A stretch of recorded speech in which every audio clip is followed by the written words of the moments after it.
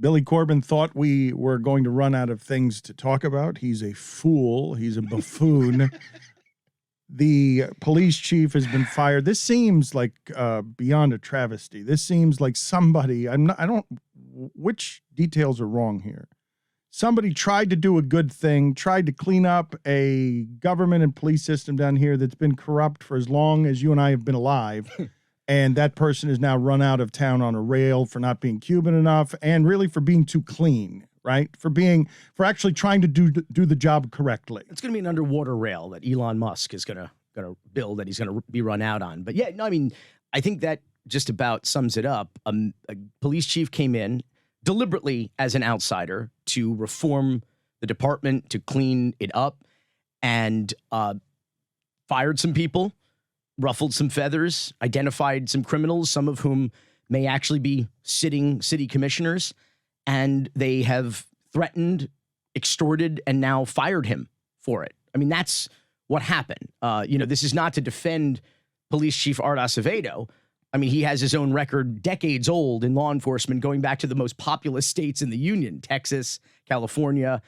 So his record speaks for itself, for better or worse. The bottom line is what he came here to do, he did in 6 months, and now he's getting shit canned for it. That is the bottom line. The Banana Republic remains undefeated, and Miami rarely shocks me, but regularly disappoints me, and this is no exception. How can it be this brazen, though? How can people listening to this who don't understand Miami and corruption and the depths of this, they're like, what are you talking about? This is cartoon fiction, that a low-level city commissioner would have sort of mafioso bullying 4 decades worth of criminal enterprise, politic families over the generations bankrupting our city with power accrued from Cuba on the story of Cubans.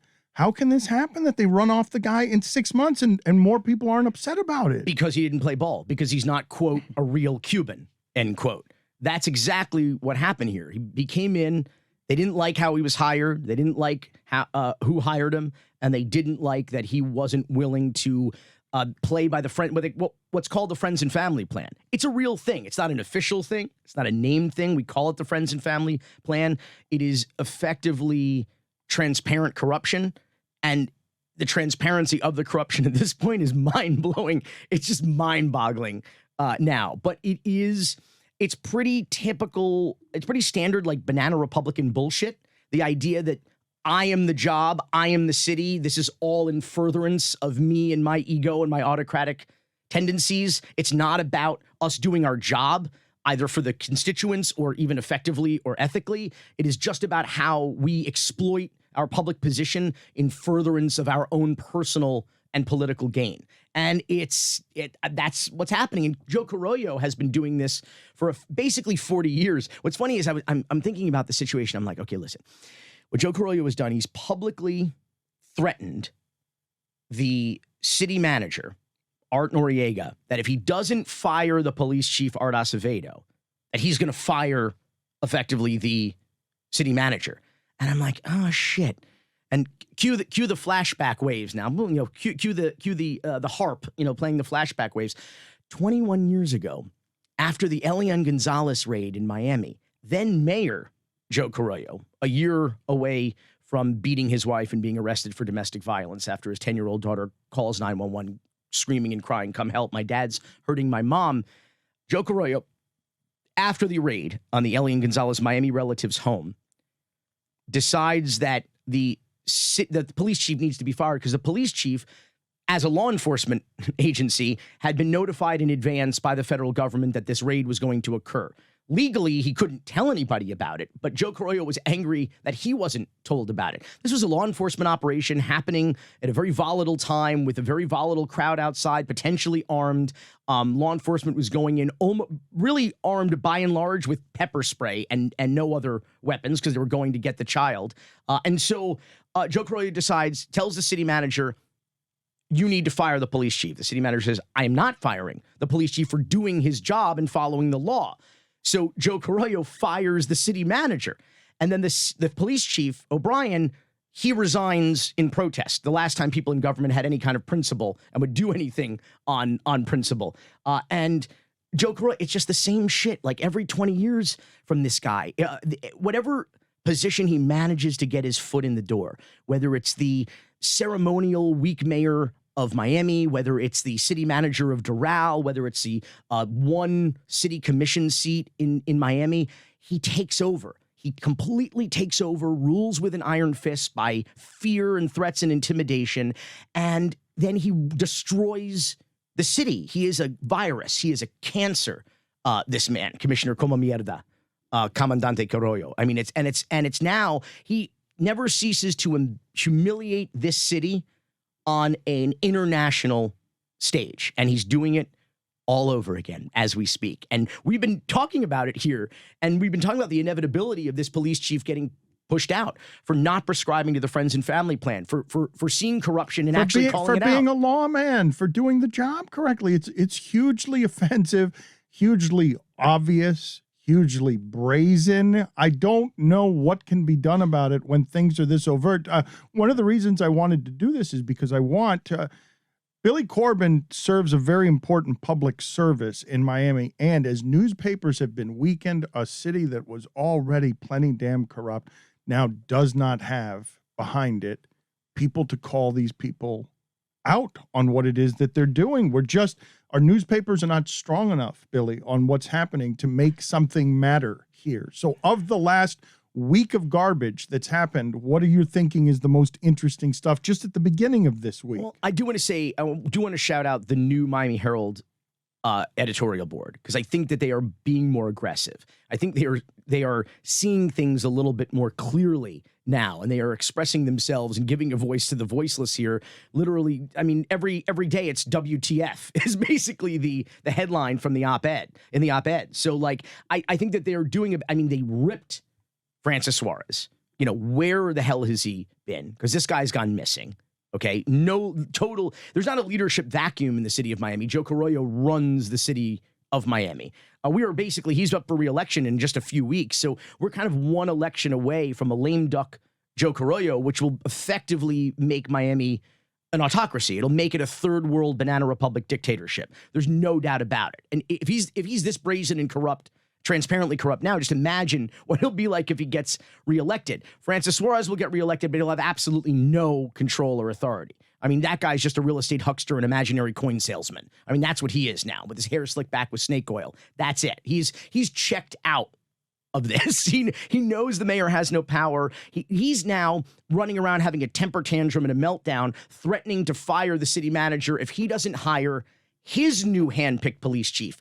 And the city manager's like, dude, I just hired your last handpicked police chief. He lasted 6 months on the job. He knows which side of his tostadas buttered on. He's not listening to Francis Suarez. He's listening to Joe Carollo, who's running the town like a dictator. And that's the thing too. He sits up there with that smug smile on his face. Like everyone should respect the brute force that he has exerted. Like, look at me, look what I can do, as opposed to what real leaders do when they exert their power responsibly and ethically and humbly. But that's the thing, Joe Carollo isn't powerful. He's a two-bit wannabe dictator. He's a pathetic, sad, old wife beater. That's all he is. Francis Suarez, I think more and more, and I know that if you've been listening to this over a month or so, some of these notes have been hit. But if you haven't heard everything that Billy's been talking about over the last month, I just want people to understand what's happening with Francis Suarez, how offensive this is, how this goes back generations, and how much of an empty suit he is. I will continue to say, Francis Suarez, you are welcome on this platform. Francis Suarez only agreed to do this by Zoom, and I'm like, no, I'd like you to be in. If you're not going to be with Billy, we've got to do it in person, because I think this person needs to answer some questions. So just give people listening right now the backstory, because I want this information to get out there, Billy. I want people to understand the city's being ripped off by my people. My people. These two guys are the Cubans that are doing the stuff that we've done for a long time in Miami. What does that mean? These guys these are two Cuban guys representing our city, and they're using the freedom and the power to do the work. They're just filling their own pockets with power and money. It's offensive to me as someone who cares about the city and cares about my people not embarrassing this city. Well, it's like there is certainly a contingent of conservative Cuban Americans. They're a very powerful voting bloc, certainly in this community. They certainly helped Miami-Dade County have one of the largest swings toward Trump in the last election. Watching him for 4 years, thinking, this is good. I like this guy. We need more of this. So I guess my question is for you, what is it about this voting bloc, this contingent that seems to, love autocracy, love strong men? Oh my God, I don't know how to answer this question for you, Billy. You just did a whole documentary on this for HBO, trying to understand the Cuban people and what it is that they were thinking at the start of the 2000s when lining up just on behalf of freedom, that Cubans know what freedom is better than Americans know what freedom is because it's happened to us more recently. That because I would say that that's the starting point on it, that America represents getting away from that dictatorship, and that imprint is over the entire culture in a way that makes any secondary points meaningless. But then I think they'd have good dictator radar, right? They would detect a populist wannabe strongman. But you tell me, I don't understand how it happened. How did America not see that Donald Trump wasn't much interested in our freedoms? I don't know how that happened. I don't know how that's what people are seeing. How did that Trump was all the things that he was accusing the other side of being? Like, I didn't understand what I was watching, how that was working. And it was working with my people and was working with a lot of people where you look at him and wait, you see a man of the people? You see a man who's for freedom there? Like, I don't understand how my people were arriving at that conclusion. He's for working class Americans while he takes a shit on a gold toilet. Yeah, it's brilliant. But like, Joe Carollo's been doing that, gaslighting for decades. Literally every accusation is a confession. Every accusation is a confession.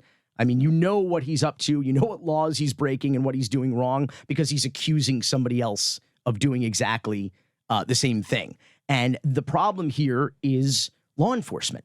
The problem here is law enforcement. The problem is that he's been getting away with this for decades, violating the city charter, bullying but he's got around. A state militia, and he's harassing businesses in a way that gets a federal lawsuit that's $28 million. That's a good business. That's a clean business run by people who are like trying to do something nice for Calle Ocho, and the guy is bullying them with it's an abuse of power. And you described it correctly last week as racketeering. He's shaking them down. He is retaliating against them because he does not agree with them politically, and they helped support or hold an event for his political opponent. He is depriving them of their private property rights. He has shut them down. He has locked up, falsely arrested some of their employees by empowering and abusing his authority as a commissioner and utilizing the apparatus of the city and the state, so to speak, as his personal Tauntaun Macoute, as his own secret police.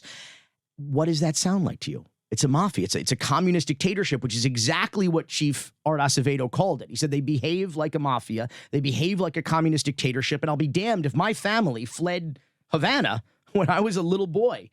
Made the mistake of going to California, which is why they don't call him a real Cuban down here. Because he didn't come through Miami with your parents suffering decades of the corruptions brought by the Carollos and the Suarezes. Because, again, tell the people, Francis, come do your job, man. Come do your job. He doesn't have a job. He's doing his job. He's selling real estate and imaginary coins. That's his job. He's not a real leader. I can't reiterate it enough. He is a little boy in his daddy's suit. He is not up for this task. He doesn't know how to do this. He is a hood ornament. That's what he knows how to do. He knows how to work out 3 times a day and get his cardio in by running away from the press. And shout out to Erica Carrillo, one of the best journalists in town at Univision, who literally chased him across City Hall, up the stairs, while Francis's bodyguards tried to knock her down the stairs, were physically blocking her from getting access to the mayor, who didn't want... Have you ever known Francis to shy away from a camera? This guy's never met a camera he didn't like. The guy gets his eyebrows threaded 3 times a week just in case a camera shows up somewhere in the middle of the night. I mean, it's a joke. And now all of a sudden he's running away from the press, not even defending the guy, his quote, handpicked hire. Get out of here. And this has been happening. Francis Suarez's father, Xavier, known as Mayor Loco, was the first Cuban mayor of the city of Miami. He served after Maurice Frey, who was the first Hispanic mayor of the city of Miami. Is Puerto Rican. And this telenovela shit show has been going on for that long, since the late 70s, early 1980s.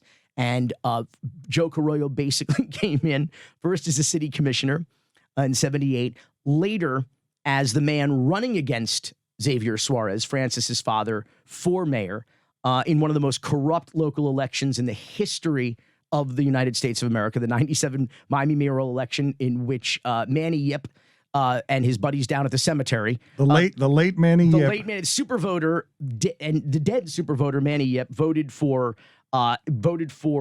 Xavier Suarez. There was mass absentee ballot fraud with the boleteros. It was 80 and 90-year-old men and women who were helping facilitate this voter fraud, several of whom went to prison for it. And the fraud was so bad that the judge didn't order a new election, a new free and fair election. The judge just said, fuck it. I'm going to install the loser, incumbent Joe Carollo. I'm just going to install him. So Joe Carollo became the unelected mayor at that point. It's unbelievable. Of Miami. The history's unbelievable. And Xavier Suarez, meanwhile, lost his mind. Carl Hiaasen dubs him the Midnight Rambler because in the middle of the night, he's running around in a bathrobe, banging on the door of constituents who wrote mean letters to the editorial board at the Miami Herald. He's leaving threatening voicemails at the Miami Herald, saying that he's going to all the city agencies are going to unsubscribe. They're going to stop buying ads for city meetings in the paper so we can put them out of business because he doesn't like they're being mean to him. I mean, he just lost his. We called him Mayor Loco. Then Joe Carollo comes in, and Joe Carollo is so nuts. When I think bats call it Carollo shit crazy. That's what bats call it. So like this guy, we call him Crazy Joe or Loco Joe. So we've had two mayors in a row at this point in the 80s and 90s whose nicknames publicly well known were Mayor Loco and Crazy Joe. And now we have, we did this play, Confessions of a Cocaine Cowboy, a couple years ago at Miami New Drama on Lincoln Road at the Colony Theater. And it was about Jorge Riviala, the hitman that we interviewed in the first Cocaine Cowboys documentary. And he's giving a monologue at the end. And one of the things he says, he goes, I went to prison for the last time, where I've been ever since, in 1986.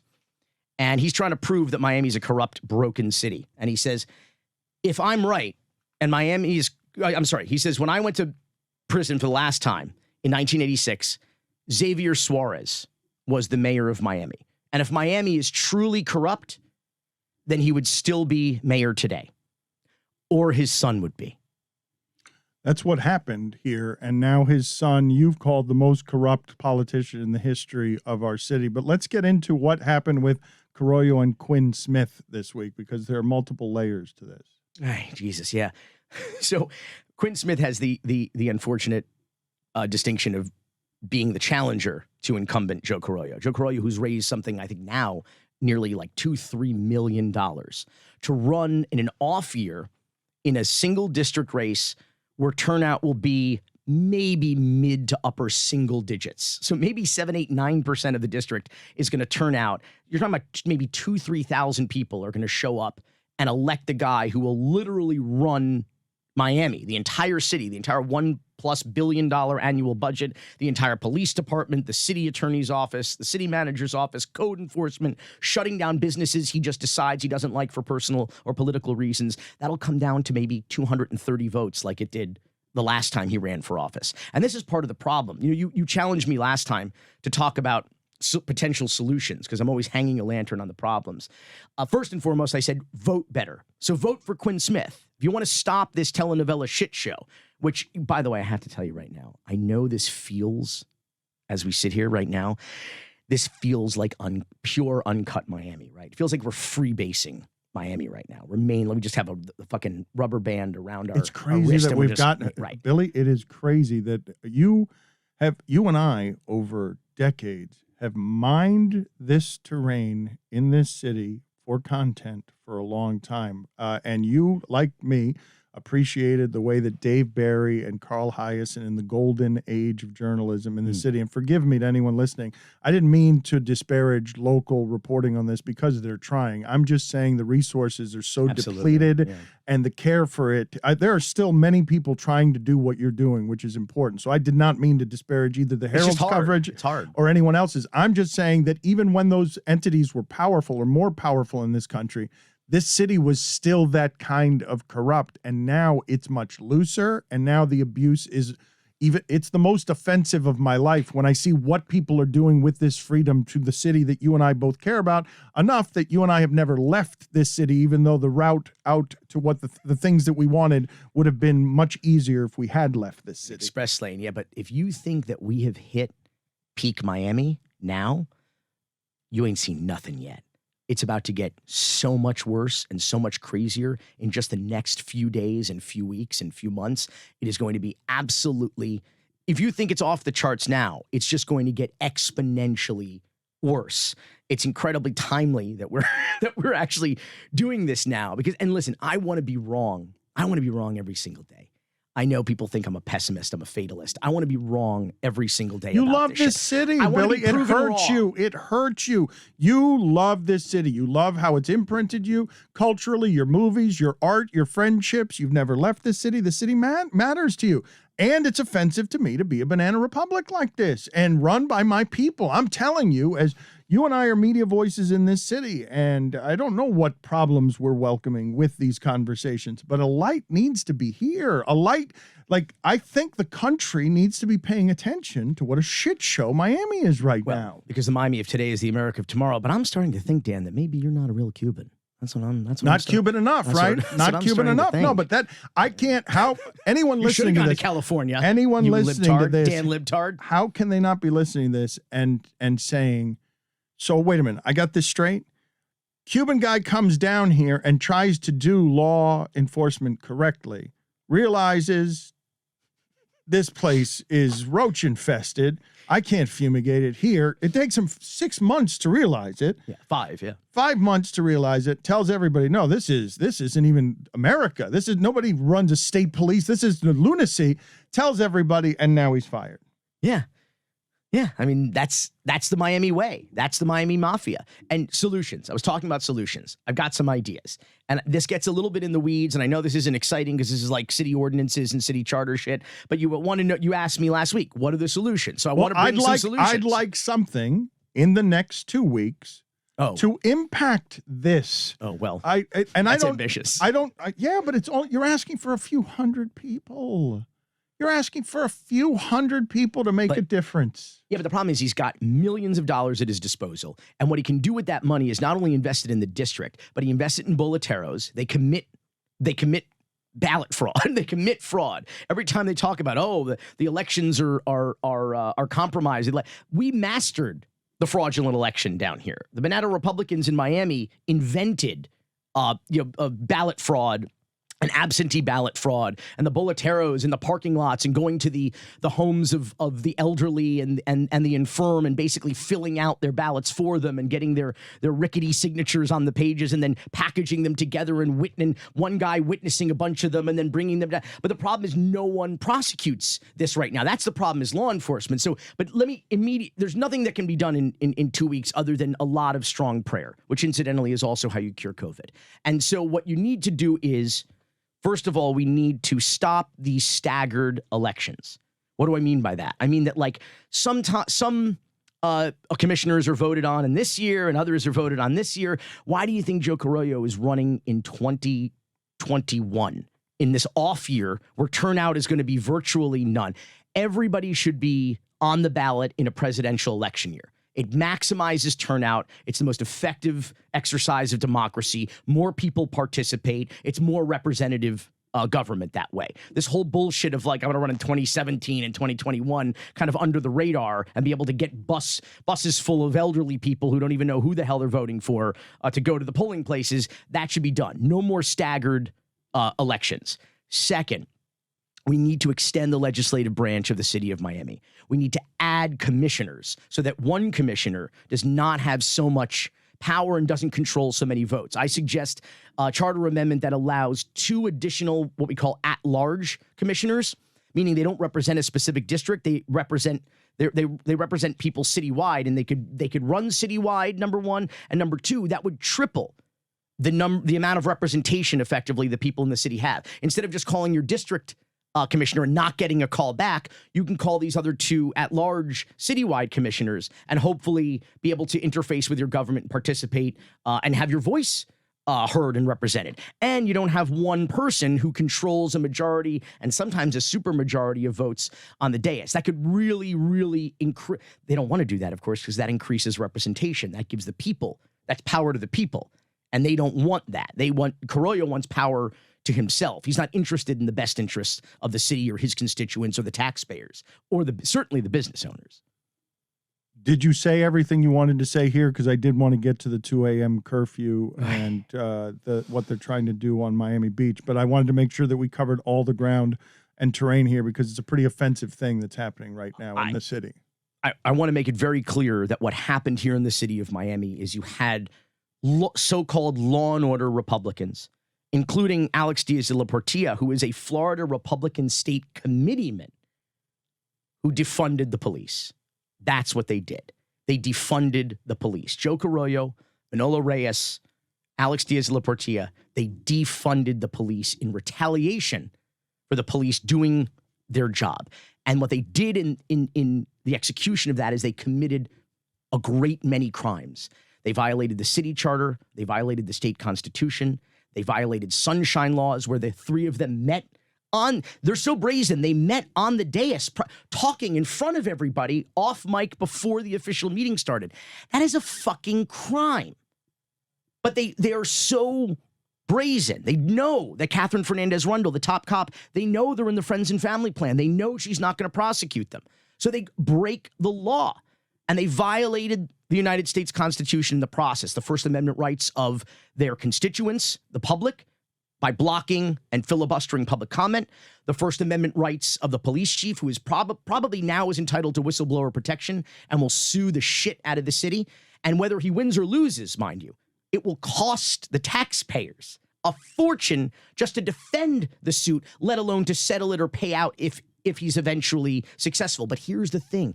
They don't care because they have perverse incentives. They're not playing with their own money. They're playing with the house's money. Okay, they don't give a shit. They're the dealer. They don't care who wins or loses, for crying out loud. They still have their job.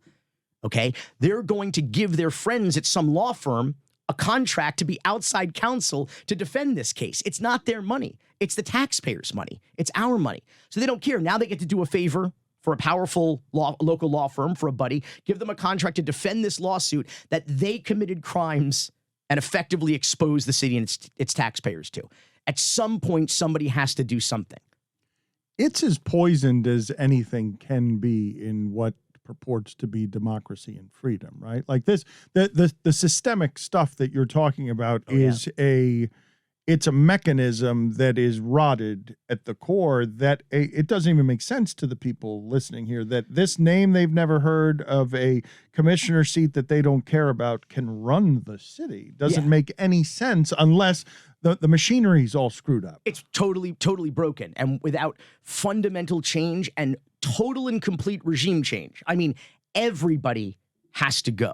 Any name that you recognize, any last name that has been here for generations, plaguing and victimizing this community has to go. You and I have not talked about Rundle. Like, you and I have not at any point. Like, you've got to give people the history here. Jesus. I mean, it's a lot. I know it's a lot, but tell people so that they understand how rusted the pipe system is here. This man is able to get away with the things that you're talking about brazenly because he, running this state militia locally, has above him somebody who's a powerhouse that he feels protected by to act this brazenly in front of. What you're describing is nuts, Billy. It's nuts. Well, first of all, Joe Carollo is basically Whitey Bulger. He's a crime boss, but he also cooperates with government and with the authorities. He's an informant for the FDLE. He's an informant for the state attorney's office and has effectively insulated himself from scrutiny and from law enforcement. He's actually said from the dais that Catherine Fernandez Rundle, the state attorney of Miami-Dade County, an elected position, that she has had to recuse herself from investigations in her public corruption division involving Joe Carollo because they're friends, for crying out loud. But this is what happens. It's all friends and family plan. It's I scratch your back, you scratch mine. I have all this money in my pack. I donate to your campaign, you donate to my campaign, and we're all in it together. I'm aware of ex parte communications between the city attorney's office and elected circuit court judges because they're all in this incestuous cesspool of corruption. So even when people sue the city, this is why Ball and Chain is in federal court right now. They don't trust the elected circuit court judges. What did Katie Fang say last? It's a circus court. They call circuit court. Well, it's a joke.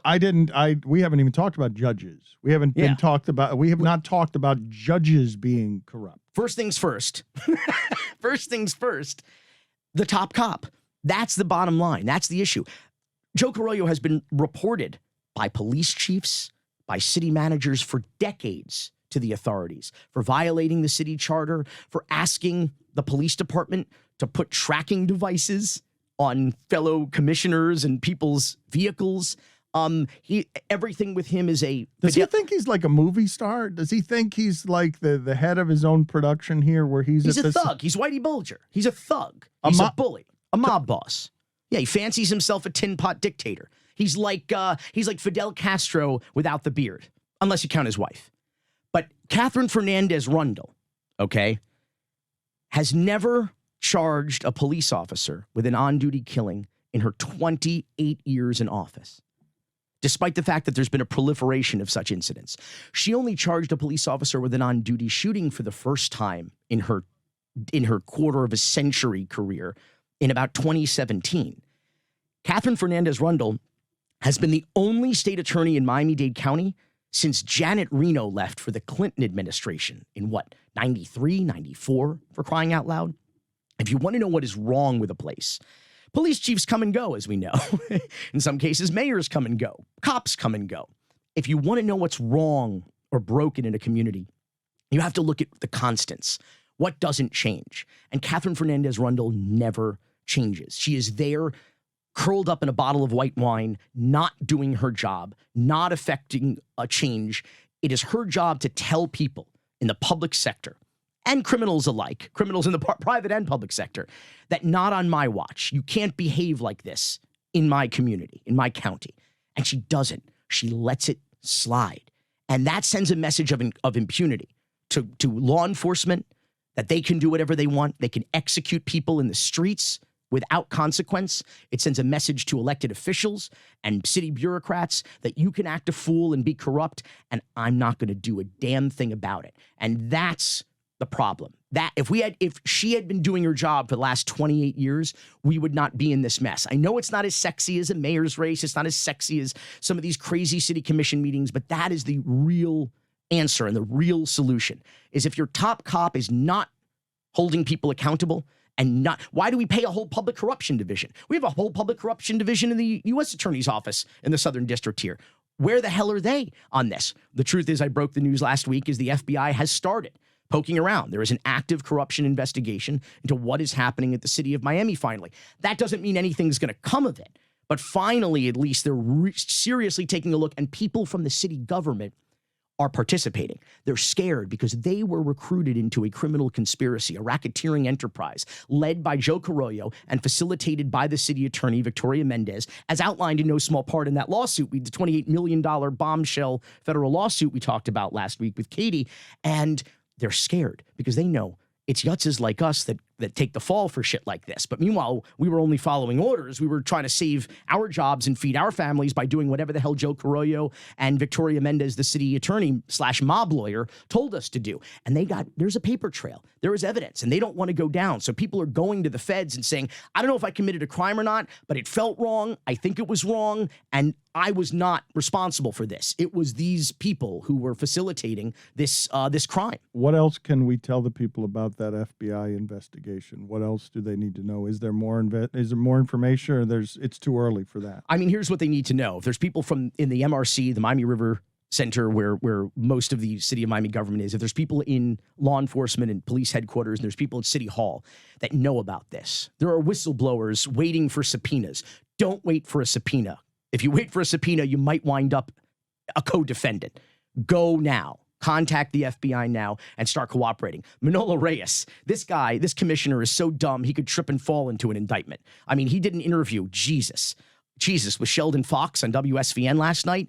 It was embarrassing, where he basically admitted that they retaliated against this police chief because he wouldn't play ball, because they didn't like what he was doing. They didn't like that he was doing his job, that he was calling out corruption and enforcing the law.